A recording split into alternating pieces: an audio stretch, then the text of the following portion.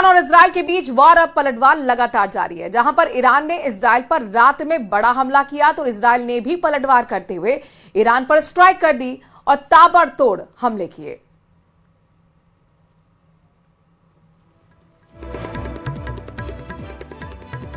तो ईरान और इजराइल के बीच वार पलटवार जारी है। आज छठवां दिन है, आज भी जंग जारी है। ईरान ने इजराइल पर रात में बड़ा हमला किया है तो इजराइल ने भी पलटवार करते हुए ईरान पर स्ट्राइक कर दी है। ताबड़तोड़ हमले किए गए हैं। अब तक इस युद्ध में 1000 से ज्यादा लोग जान गंवा चुके हैं, जिनमें से तो 700 ईरान में ही मौत हो चुकी है। और ये आपको 6 तस्वीरें दिखा रहे हैं जहां पर देखिए युद्ध किस तरीके से बढ़ता हुआ। छठवें दिन भी ये जंग तेज होती हुई और पूरे मध्य पूर्व को, मिडिल ईस्ट को अपनी चपेट में ले रही है। तेल अवीव पर हमला किया गया, उस वक्त की तस्वीरें देखिए। ईरान ने किस तरीके से मिसाइल दागी हैं, धमाकों से पूरा इजराइल दहल उठा।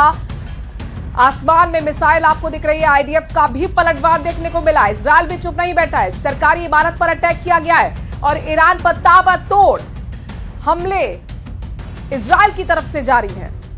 तो ईरान झुका नहीं और इजराइल भी रुका नहीं, लिहाजा छठवें दिन भी ये जंग जो है वो तेज होती हुई नजर आई है।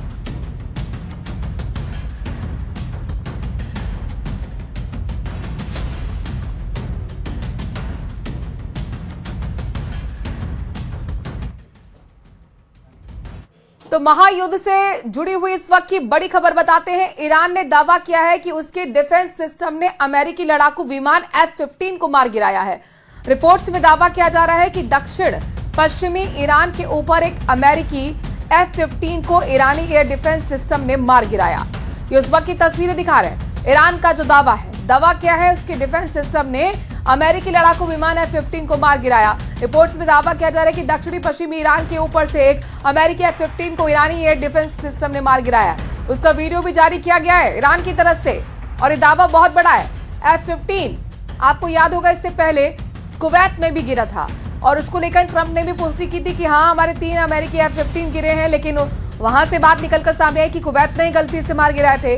और अब ये दक्षिणी पश्चिमी ईरान के ऊपर से अमेरिकी F-15 जो गुजरा, उसको ईरान एयर डिफेंस सिस्टम ने मार गिराया, ऐसा ईरान का दावा है।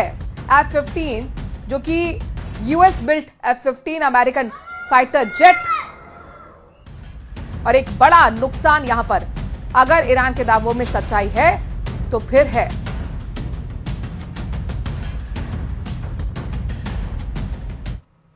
पश्चिमी एशिया में जो युद्ध हो रहा है वैसे आज तक के इंसानी इतिहास में कभी नहीं देखा गया। तनाव चरम पर है, नए हथियारों का इस्तेमाल हो रहा है। ये लड़ाई जमीनी सेना से नहीं बल्कि हवा और पानी में लड़ी जा रही है। स्टेल्थ बॉम्बर, क्रूज मिसाइल और सटीक निशाना लगाने वाले हथियार इस्तेमाल किए जा रहे हैं। बैलिस्टिक मिसाइल और ड्रोन की लगातार बारिश हो रही है। समुद्र में जंग ऐसी भड़की है कि सबमरीन से युद्धपोत को धराशायी किया जा रहा है।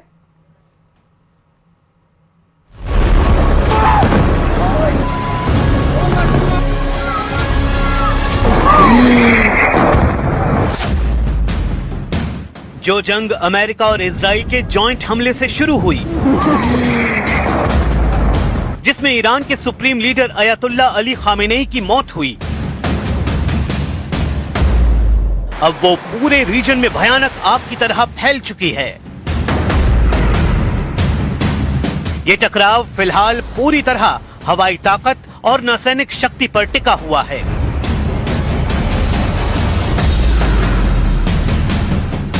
मिसाइलें, ड्रोन, लड़ाकू विमान, स्टेल्थ जहाज, युद्धपोत, कैरियर स्ट्राइक ग्रुप, सबमरीन। दूसरे विश्व युद्ध के बाद ये पहली बार है जब ऐसी जंग देखने को मिल रही है जिसमें मुख्य तौर पर नेवल पावर का इस्तेमाल हो रहा है। अमेरिका हदों को पार करते हुए जंग को हिंद महासागर तक ले गया है। श्रीलंका के पास ईरानी नौसैनिक फ्रिगेट को अमेरिकी पनडुब्बी ने हमला कर डुबो दिया।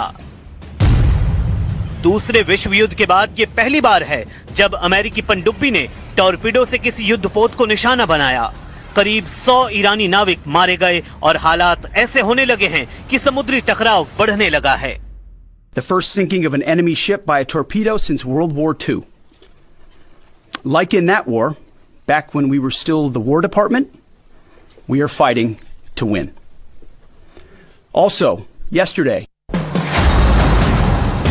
ऐसा नहीं है कि ईरान खामोश है। समुद्र में ईरान भी जबरदस्त हमलों को अंजाम दे रहा है और अमेरिकी युद्धपोत को निशाना बना रहा है।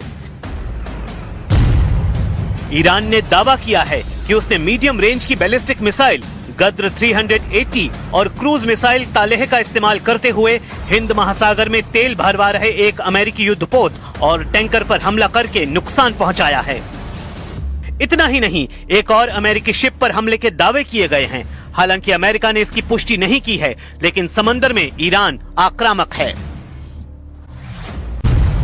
तेहरान ने चेतावनी दी है कि हॉर्मुज स्ट्रेट से गुजरने वाला कोई भी जहाज आग के हवाले किया जा सकता है। इस धमकी से इस रास्ते से वैश्विक शिपिंग लगभग ठप हो गई है। समुद्री बीमा कंपनियां कवरेज वापस ले रही हैं और लगभग 150 टैंकर लंगर डाले खड़े हैं। यानी ईरान की धमकी और टैंकर को आग के हवाले करने के ट्रेलर के बाद किसी की हिम्मत नहीं हो रही कि वो लाल सागर से तेल लेकर निकल पाए। ये टकराव अब वैश्विक रूप ले रहा है। नीदरलैंड्स पूर्वी भूमध्य सागर में युद्धपोत भेज रहा है। ब्रिटेन ने साइप्रस में अपने बेस पर ड्रोन हमले के बाद HMS ड्रैगन को हथियारों से लैस किया है और हवाई सुरक्षा बढ़ाई। पूरे रीजन में कई देश तैयारी में हैं, क्योंकि आशंका है कि ये हवाई और समुद्री जंग और फैल सकती है।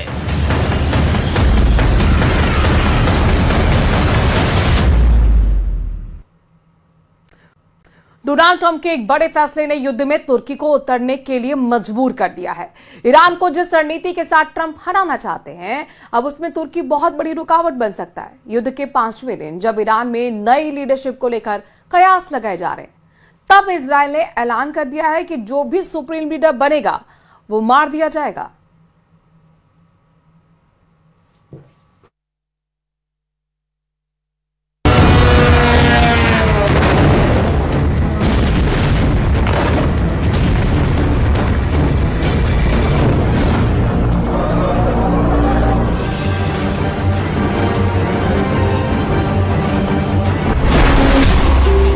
CIA का मिशन इम्पॉसिबल, कुर्द लड़ाकों को विद्रोह का टेंडर।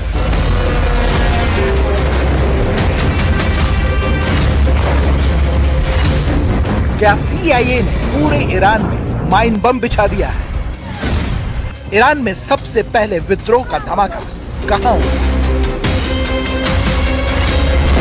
महाबाद से शुरुआत होगी, केरमान शाह में फटेगा या साकेज में धमाका होगा?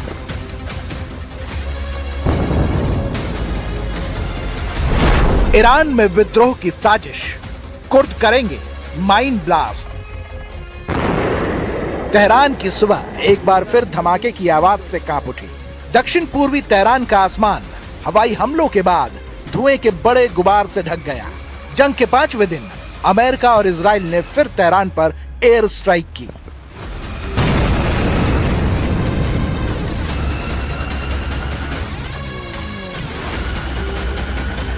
אנחנו נערכנו גם בהגנה היטב, אנחנו לא מופתעים משום אמל"ח חדש שמצוי בידי האיראנים, ואנחנו נמשיך לפעול ולהגן על אזרחי מדינת ישראל גם בהגנה וגם בהתקפה. तो क्या ये अमेरिका के ईरान के खिलाफ ट्रेलर भर है? क्या अंदर खाने कोई और बड़ी वॉर प्लॉटिंग चल रही है?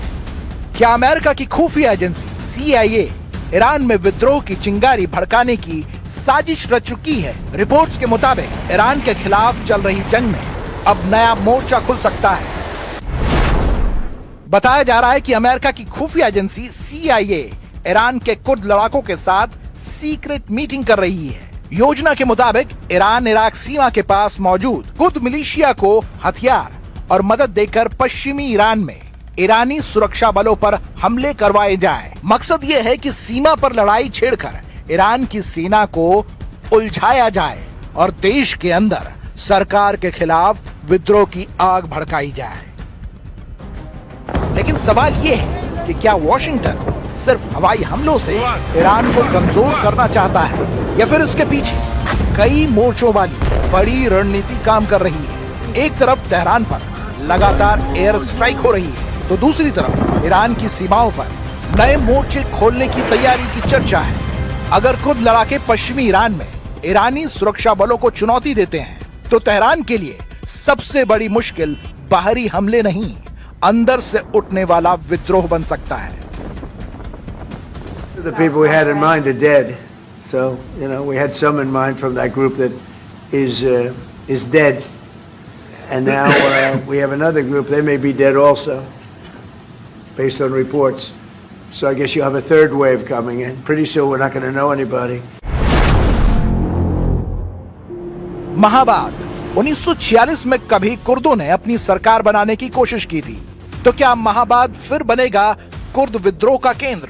केरमानशाह इराक की सीमा के पास रणनीतिक तौर पर बेहद अहम शहर है, तो क्या केरमानशाह बनेगा ईरान की नई जंग का मोर्चा? साकेज, जहां से कई बार सरकार विरोधी आंदोलन की आग उठ चुकी है, 2022 में बड़े विरोध प्रदर्शन का केंद्र बना, तो क्या साकेज से फिर उठेगा विद्रोह का तूफान? और यही वो खतरा है जिससे निपटने के लिए अब ईरान को दोहरी लड़ाई लड़नी पड़ सकती है।